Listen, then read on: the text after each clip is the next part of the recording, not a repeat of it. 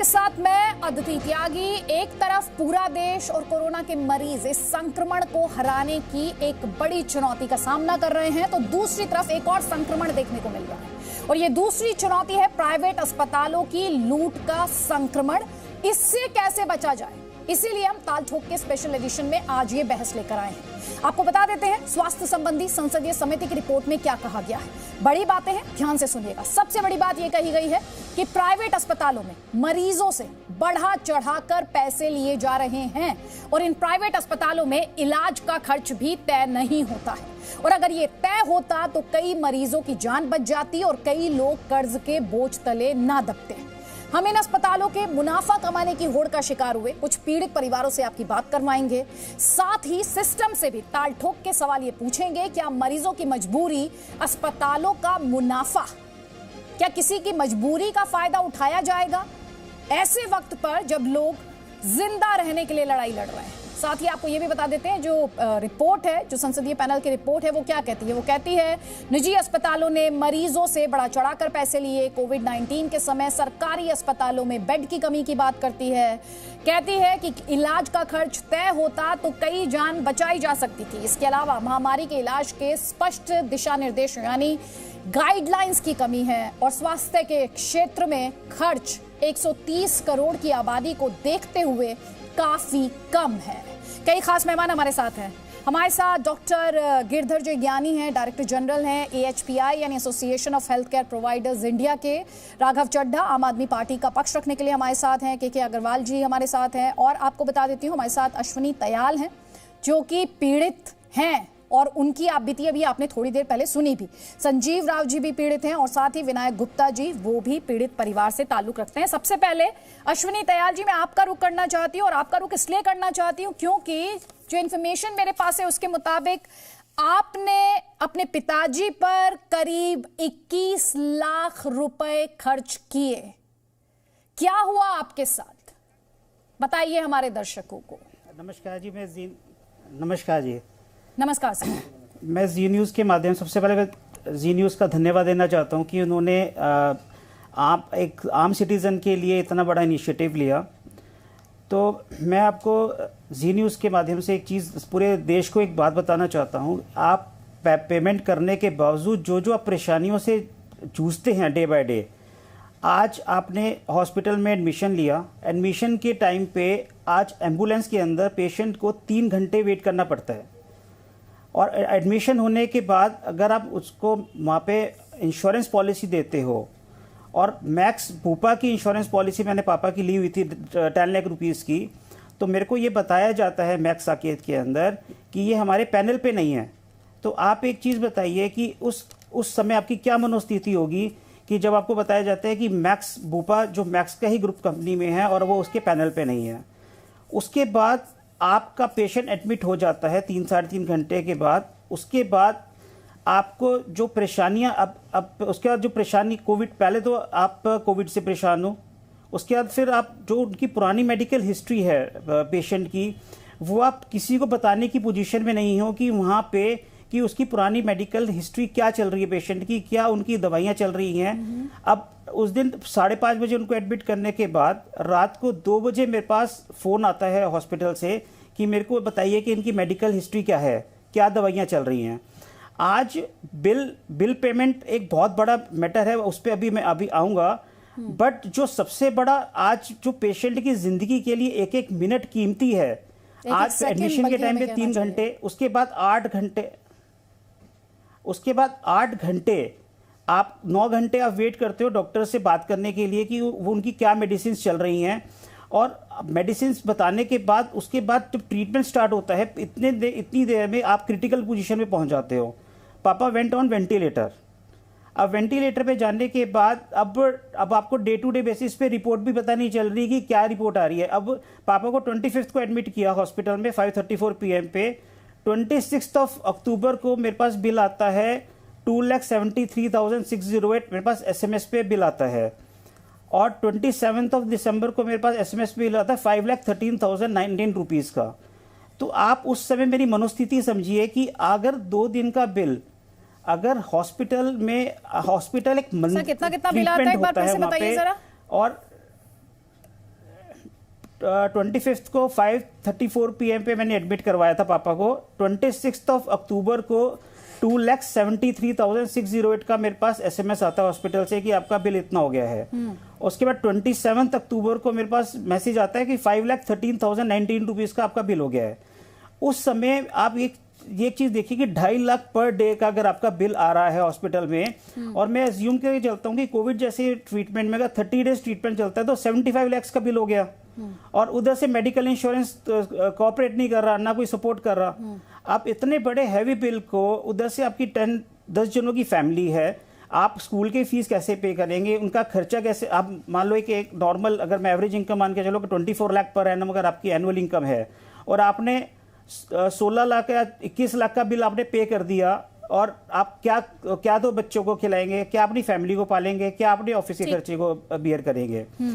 आज मैं आपके माध्यम से एक जो ये समस्या है, बेसिकली हमें इस समस्या की जड़ को खत्म करना है। जो मैक्स हॉस्पिटल की तरफ से कहा गया, उन्होंने ये कहा कि ये जो ओवरचार्जिंग की बात कही जा रही है पेशेंट के अटेंडेंट द्वारा, हम वो फुल्ली अवेयर थे हॉस्पिटल की बिलिंग के। हमने इंटरिम बिल्स के बारे में भी उन्हें डेली बेसिस पर जानकारी दी थी, और तब जब हम डेली बेसिस पर ये जानकारी दे रहे थे तब अटेंडेंट ने कोई, माफ कीजिएगा, इस वक्त एक बड़ी खबर आ रही है। असम के पूर्व मुख्यमंत्री तरुण गोगोई का निधन हो गया है। 86 साल की उम्र में उन्होंने आखिरी सांस ली। तरुण गोगोई काफी लंबे समय से बीमार चल रहे थे।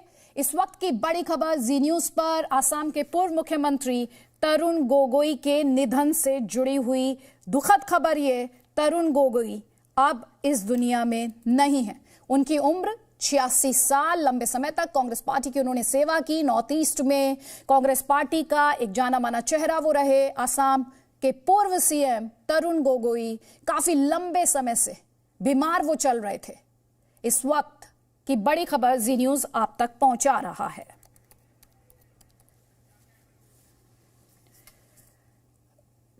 और डिटेल्स पहुंचाएंगे आप तक अश्विनी जी। हॉस्पिटल ने कहा, हमने इन्फॉर्म कर दिया था। बहुत संक्षेप में मैं आपसे आपका वर्जन चाहती हूँ इस पर।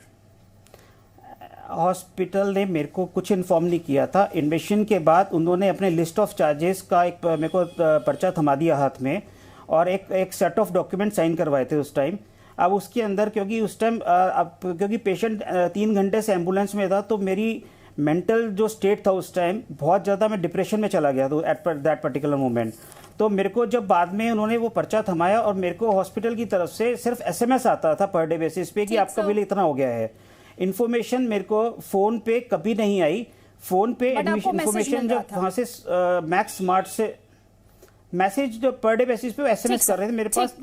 ठीक है, मैं डॉक्टर गिरधर जी ज्ञानी को लेकर आना चाहती हूँ प्लीज, क्योंकि और भी पैनलिस्ट हैं। मैं चाहती हूँ हर विक्टिम फैमिली की यहाँ पर बात हो। डॉक्टर ज्ञानी,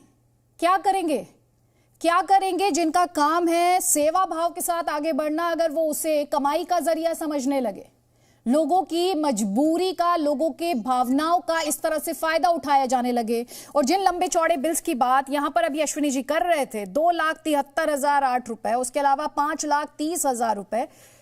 सर, जितना मुझे पता है दिल्ली सरकार ने तो कैप किया हुआ है डेली एक्सपेंसेस को। बिल्कुल ठीक कहा आपने। मुझे भी थोड़ी हैरानी हो रही है ये बिल सुन के क्योंकि हमारे यहाँ 10,000, 15,000 और 18,000 दिल्ली गवर्नमेंट रेट फिक्स किए हुए हैं। दिल्ली गवर्नमेंट का एक नुमाइंदा हर एक हॉस्पिटल में नियुक्त किया गया है, वो इन सारी चीजों की निगरानी रखता है।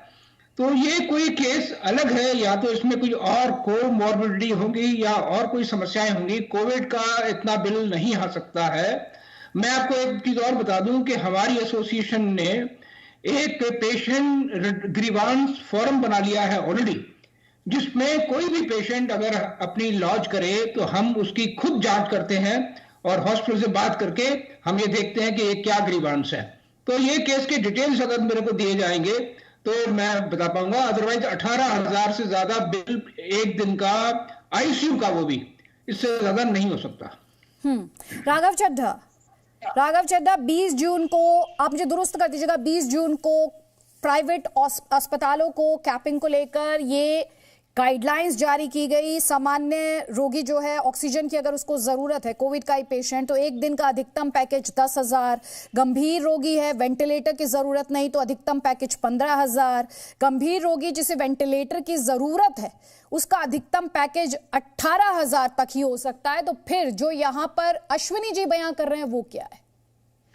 देखिए, पहली चीज तो ये कि बड़ा ही आश्चर्य है मुझे भी इस बात पे कि किस प्रकार से जब सरकार ने इस प्रकार की रोक लगाई हुई है कि कोई भी निजी अस्पताल इस प्रकार से लूट और दिन दहाड़े, मैं तो कहूं डकैती, किसी भी मरीज से नहीं कर सकता है और इस प्रकार के ऊल जलूल बिल नहीं दे सकता है, तो न जाने कैसे इतना बड़ा बिल इनको आया। और मैं दिल्ली सरकार का एक नुमाइंदा होने के नाते आपको विश्वास दिलाना चाहता हूं कि मुझे अभी आपके चैनल के माध्यम से जानकारी मिली है। मैं अभी इस कार्यक्रम के बाद माननीय स्वास्थ्य मंत्री जी को फोन करके इसकी जानकारी दूंगा। उम्मीद करता हूं कि आपका चैनल या जो भी गेस्ट कोऑर्डिनेटर हैं वो ये सारी जानकारियां और ये सारे जो बिल्स की कॉपी है हम तक पहुंचा दें। हम कंसर्न अस्पताल के खिलाफ सख्त एक्शन लेंगे। इसके साथ साथ जैसा भी अभी गिरधर ज्ञानी जी ने बताया, कई चीजें हमने अपने तरफ से भी उठाई हुई है। अस्पताल के हर रिसेप्शन पे हमने दिल्ली सरकार का एक नुमाइंदा बिठाया हुआ है, लेकिन ज्ञानी जी हमें ज्यादा बेहतर बताए जाएंगे क्योंकि ज्ञानी जी खुद तमाम प्राइवेट अस्पतालों की जो बॉडी है उसके अध्यक्ष हैं। ये सारे प्राइवेट हॉस्पिटल्स की फंक्शनिंग को हमसे भी बेहतर समझते हैं, तो ये बता पाएंगे कि क्यों नहीं एक अस्पताल ने दिल्ली में हमारी ये रेगुलेशंस को लागू किया, या अगर लागू किया भी है तो ये सिलेक्टिवली क्यों लागू हो रहा है, और क्यों जिस शो पे आपके जो मरीज बैठे हैं, उनके परिवार वाले बैठे हैं, उनको क्यों इस प्रकार से लूटा जा रहा है। ज्ञानी जी शायद इस पे ज्यादा रोशनी डाल सकते हैं, लेकिन अगर इस प्रकार की कोई घटना हुई है, मैं आपको विश्वास दिलाता हूं कि अरविंद केजरीवाल जी की सरकार सख्त से सख्त कार्रवाई करेगी उस अस्पताल के खिलाफ। राघव चड्ढा, मैं भी आपको भरोसा दिलाती हूँ, हमारी कोशिश ये है कि देश की जनता तक मदद पहुंचे और अश्विनी जी के माध्यम से पूरी इन्फॉर्मेशन जो आप कह रहे हैं कि आप इस मामले को उठाएंगे स्वास्थ्य मंत्री के सामने, हम वो पूरे डिटेल्स, जी न्यूज वो पूरे डिटेल्स आप तक पहुंचाएगा। लेकिन जो सवाल है डॉक्टर ज्ञानी, वही सवाल जो थोड़ी देर पहले मैं भी पूछ रही थी, वही सवाल आपसे पलटकर राघव चड्ढा भी पूछ रहे हैं। हालांकि उनकी भी अकाउंटेबिलिटी है, आप सिर्फ ये कहकर पल्ला नहीं झाड़ सकते कि आप इनसे ये पूछिए, उनसे ये सवाल कीजिए, क्योंकि अकाउंटेबिलिटी सिस्टम की है और इस वक्त सिस्टम जो है वो लग रहा है ना तो उसे लाज है ना लिहाज है, और जाहिर तौर पर कोरोना का कोई पुख्ता इलाज तो फिलहाल है नहीं। देखिए, इस समय पेंडेमिक एक्ट है और एक्ट में हम सब हॉस्पिटल को ये जिम्मेदारी पता है कि हम इसमें कोई ढील ढाल नहीं कर सकते। हम अगर एक्ट के अंडर में कोई भी वायलेट करते हैं तो सरकार बहुत एक सीरियस एक्शन ले सकती है, ये सबको पता है। और मैं इसलिए बार बार कहूंगा कि इस केस की अगर हम मेरे को ग्रीवांसेस सेल के थ्रू या डायरेक्टली भी भेज दी जाए, मैं इसकी निश्चित पता करूंगा कि इसमें क्या केस था, कोई कोमॉर्बिडिटी थी, कोई और ऑपरेशन था अदर देन दी कोविड, उससे ही पता लग पाएगा। क्योंकि ये जो सरकार ने रेट फिक्स किए हैं इसमें सिर्फ 2-3 चीजें इंक्लूडेड नहीं होती हैं। जैसे अगर हाई वैल्यू मेडिसिन है, रेमडेसिविर मान लीजिए यूज हो रही है, तो वो सब मिला भी लूं 10 दिन का खर्चा 3 लाख से ऊपर नहीं आ सकता। 10 दिन का मैं बात कर रहा हूं। अगर आईसीयू में भी है और हाई एंडेड दवाइयां भी ली जा रही हैं, तब भी 2.5-3 लाख से ज्यादा नहीं हो सकता। ठीक है सर, लेकिन जो रूल्स हैं, जो गाइडलाइंस है, अगर वो फ्लाउट होंगी तो सवाल उठेगा सर। हर आदमी आके थोड़ी ना आपका दरवाजा खटखटाएगा, जिसको पीड़ा हो रही है वो बात करेगा। संजीव राव भी हमारे साथ है। संजीव राव जी, आपकी जो शिकायत है, आपकी भी शिकायत, आप नॉर्मल वार्ड में रहे थे, करीब 3.25 लाख रुपयों का आपका बिल था, आप अपनी आप बीती बताइए। जी, एक्चुअली मैं जब एडमिट हुआ तो मेरी रिक्वेस्ट थी कि मेरे को सिंगल बेड दिया जाए, बट सिंगल बेड नहीं था, इसलिए उन्होंने मेरे को जनरल वार्ड में रखा 2 दिन के लिए और उसके बाद सिंगल वार्ड में एडमिट किया। तो ट्रीटमेंट के बाद पहले तो मेरे से 50,000 रुपया उन्होंने जमा करवाए, हमने उसको डिपॉजिट किया। और सबसे इंटरेस्टिंग चीज़ है कि मेरे को ये बोला गया हॉस्पिटल से कि आपका बेड आपको अलॉटेड है, आप आ जाइए। जब मैं एम्बुलेंस में बैठ के यहाँ से वहाँ पहुँचा, मैं ऑलरेडी बहुत खांस रहा था और बुखार बहुत तेज़ था। मैं हॉस्पिटल पहुंचा तो मुझे ये पता चला कि मेरा बेड अलॉटेड ही नहीं है, बेड है ही नहीं हमारे नाम का। फिर मैं काफ़ी देर तक वेट किया, करीब 1.5-2 घंटे के बाद जब मैं काफ़ी इधर उधर बात करी लोगों से, तब उन्होंने मेरे को जनरल वार्ड का बेड दिया। Anyway, all well said and done. जब मेरा इलाज हो गया, सब कुछ हो गया, और जब मैं अपना हॉस्पिटल से डिस्चार्ज होने के लिए मैंने उनसे रिक्वेस्ट करी तो उन्होंने कहा कि आपकी 50,000 रुपीज़ डिपॉजिटेड है, आपको 7,000 और डिपॉजिट करना है। अब आदमी हॉस्पिटल में इतने दिन रहने के बाद और डिस्चार्ज की जब बात आती है तो आदमी सोचता है जो भी पैसे देने दे के आदमी निकल जाए हॉस्पिटल से। मैंने 7,000 रुपीज़ और उनको पेमेंट किया और मैं हॉस्पिटल से निकल के अपने घर आ गया। जब मेरी तबीयत थोड़ी सी ठीक रही तो मैंने हॉस्पिटल वालों को बोला कि भाई आपने जो बिल दिया है इसमें आपने एक सेक्शन लगा रखा है, एक आपका वन लाइनर है अदर्स। What is others? 30,000 32,000 रुपया आपने अदर्स चार्ज करके रखा है। दूसरी बात मैं आपको मैडम ये बताना चाहता हूं कि जब आपका बिल दिया जाता है ना तो आपको डिटेल नहीं दिया जाता है कि आपके 1 लाख 2 लाख 5 लाख 20 लाख किस बात के लिए गए। Until and unless you follow up with the hospital या आप अपने इंश्योरेंस एजेंट के प्रेशराइज करोगे तब तक आपको डिटेल पता ही नहीं चलता है कि आपसे ये जो पेमेंट ली गई है वो किस बात की ली गई है। फिर मैंने ट्वीट किया मैक्स को और मैंने अपने ट्वीट किया इंश्योरेंस एजेंट को भी, और उसमें मैंने रिस्पांस आया तो मैंने उनसे पूछा कि ये आपने हमसे एक्स्ट्रा पैसे किस बात के लिए। और जी न्यूज़ के माध्यम से जब ये स्टोरी मेरी चली तो मैक्स से भी फ़ोन आया और मेरे इंश्योरेंस वाले से भी फ़ोन आया और फटाफट उन्होंने 17,000 रुपीज़ जो डिसअलाउ किए थे 57,000 रुपीज़ डिसअलाउ कर दिया था कि भाई ओवर चार्ज किया। इंश्योरेंस वाले कहते हैं जी हॉस्पिटल वाले ने ओवर चार्ज किया है, हॉस्पिटल वाले कहते हैं कि हमने जो चार्ज किया वो तो ठीक है। फिर जब आप लोगों ने स्टोरी चलाई तो 17,000 रुपीज़ उन्होंने मेरी क्रेडिट कार्ड में एकदम से वापस क्रेडिट कर दिया। सवाल ये उठता है कि अगर 17,000 रुपीज़ आपने क्रेडिट कर दिया बिकॉज हमने अपनी आवाज़ ऊंची की या जी न्यूज़ के माध्यम से स्टोरी चलाई, उन लोगों का क्या जो इस चैनल से या अपने ट्विटर पे या किसी चीज़ को लेके फॉलो अप नहीं कर सकते हैं या अपनी आवाज़ बुलंद नहीं कर सकते, उनसे जो ओवर चार्जिंग हो रहा है उनका क्या? सवाल यही उठता है कि जिनसे मनमर्जी पैसे ले लिए, अगर आपने आवाज़ उठाई तो थोड़े बहुत वापस कर दिए और नहीं है तो नहीं किया।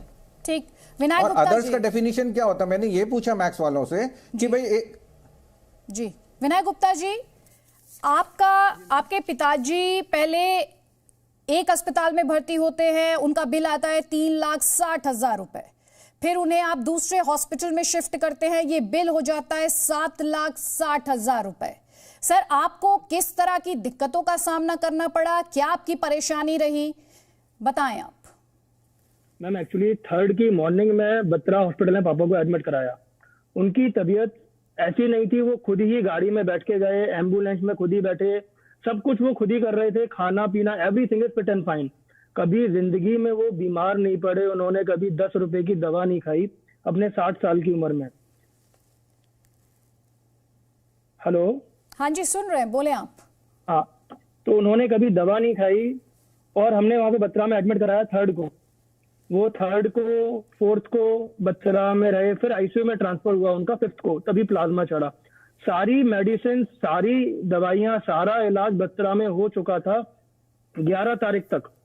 बट फादर को कुछ प्रॉब्लम हो रही थी वहां पे कि या तो उनके सामने कुछ ऐसी अनहोनी घट गई कि वो वहां पे रहना नहीं चाह रहे थे, वो घबरा गए थे बत्रा से। उन्होंने बोला मेरे को किसी बड़े हॉस्पिटल में ले चलो। तो हम 3 तारीख से 11 तारीख तक रहे बत्रा में। बत्रा में मेरा बिल आया 3,63,000 रुपए का। 11 तारीख की शाम को 7 बजे मैंने मैक्स में एडमिशन कराया उनका। मैक्स वालों ने उनका एडमिशन जब किया, जब सारी उनकी बॉडी चेक कर ली, उनका ऑक्सीजन लेवल चेक करा, सब चीज चेक कर ली कि हाँ इनको कोई दिक्कत नहीं है, ये ठीक है, ये हमारे यहाँ ठीक हो जाएंगे, आप एडमिट कर दीजिए। एडमिट करते ही उन्होंने 1 लाख रुपया जमा करा लिया मुझसे, मैंने 1 लाख रुपया उन्हें जमा किया। अब मेरी उनसे डेली बात हो रही थी फादर से। 11th की नाइट मैंने एडमिट कराया, 12th को मेरी बात हुई, 13th की मॉर्निंग 9:30 बजे उनसे मेरी बात हुई। उन्होंने मेरे से बोला कि बेटा डॉक्टर से बात करो। और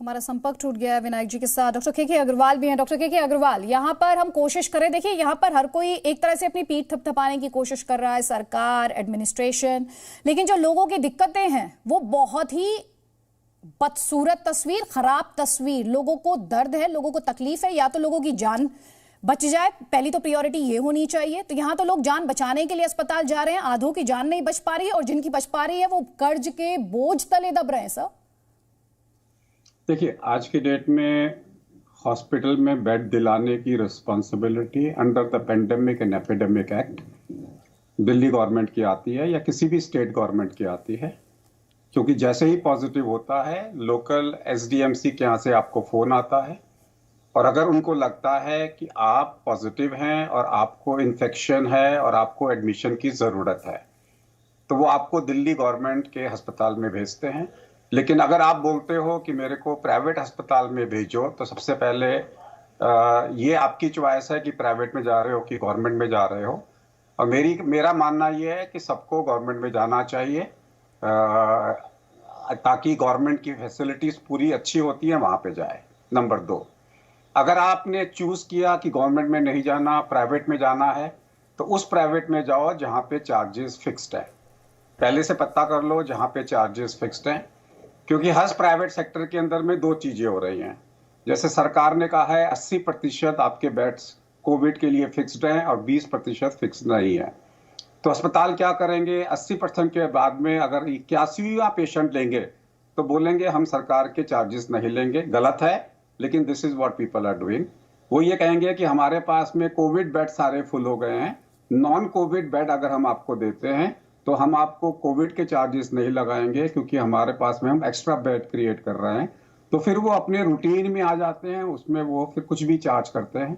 तो सबसे पहले हमारी ड्यूटी बनती है जब भी हम किसी प्राइवेट अस्पताल में जाएं, हम बात करें कि आपके पास में गवर्नमेंट का ऑथराइज कोविड बेड है कि नहीं है। अगर अस्पताल नहीं बता रहा है तो गलत काम कर रहा है। हॉस्पिटल की ड्यूटी बनती है कि वो बताए कि मेरे पास में कोविड बेड, यानी कि गवर्नमेंट का रेट फिक्स किया हुआ कोविड बेड है कि नहीं है। मैं आपको एक छोटा सा एग्जांपल बताता हूँ। 11 बजे आज से कुछ 3 हफ्ते पहले मेरी फ्रेंड की मदर को, मेरे बेटे की फ्रेंड की मदर को रात में इमरजेंसी की जरूरत पड़ी। 11 बजे किसी एक प्राइवेट अस्पताल में उनको ले जाया गया, मैं किसी का नाम नहीं लूंगा। उन्होंने कहा हमारे पास में, क्योंकि आपका पहले कोविड टेस्ट होगा, कोविड टेस्ट है नहीं, हमारे पास कोई बेड नहीं है, एक ही बेड अवेलेबल है, वो 4 लाख रुपए पर नाइट का है। तो they called me up, I said what nonsense you are talking about, कि 4 लाख का बेड। मैंने कहा 4 लाख में तो पूरा एक 4 कमरे बन जाए, 4 लाख का तो पूरा एक बेड कमरा क्रिएट हो जाएगा उसके साथ में जो है। फिर somehow or other I created a havoc in the night at 11 o'clock. Then they were given a bed, a routine charges. तो उनका कहना ये था कि ये कोविड, हमारे पास में कोविड बेड फुल है, नॉन कोविड है, कमरा कोई अवेलेबल नहीं है, सिर्फ एक स्वीट खाली है, वो 4 लाख का है। और मैंने what I am trying to say is, so there is a loophole in the system that चड्डा जी, राहुल जो चड्डा जी यहाँ बैठे हुए हैं, उनको उस लूप होल में काम करना है कि अगर आपके पास में हॉस्पिटल में कोविड बेड्स फुल हैं, तो कोविड और नॉन कोविड बेड को अगर आप कोविड में कन्वर्ट करते हो तो भी कोविड के चार्जेस लगने चाहिए। इस लूप होल के चक्कर में लोग क्या करते हैं, अब वो बेड अवेलेबल है कि नहीं है वो आपको बोल देते हैं, और फिर आप बोल देते हैं। आपने राघव चड्ढा का जिक्र किया, उन्हीं से कमेंट ले लेती हूँ यहाँ पर। राघव चड्ढा, देखिए अकाउंटेबिलिटी सिस्टम को दुरुस्त करने की, इस लूप होल को फिक्स करने की आपकी है सर, क्योंकि हेल्थ सिस्टम आपके पास है। हाँ जी, देखिए ऐसा है, मैं आपको बता देता हूं कि किसी भी प्रकार की बेड से संबंधित समस्या ना आए, उसके लिए दिल्ली सरकार ने बहुत पहले ही कई सारे कदम उठाए थे, जिनके बारे में मैं आपको बताना चाहूंगा, जो आज भी दिल्ली में पूर्ण तरीके से लग रहे हैं।